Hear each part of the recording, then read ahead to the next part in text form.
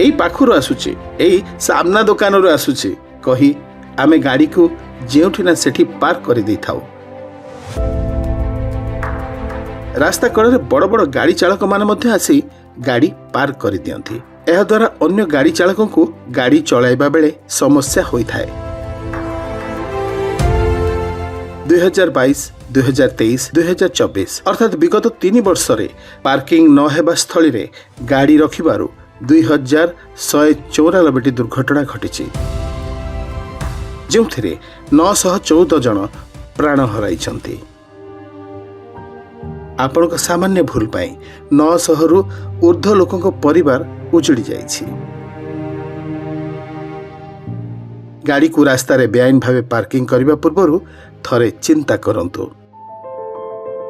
जदि बा गाड़ी को केउठी अटकाउछन्ति तबे इंडिकेटर ऑन रखंतु। निज सह अन्य सड़क व्यवहारकारी यात्रा सुरक्षित सुनिश्चित करबा जने सचेतन गाड़ी चालकर लक्षण।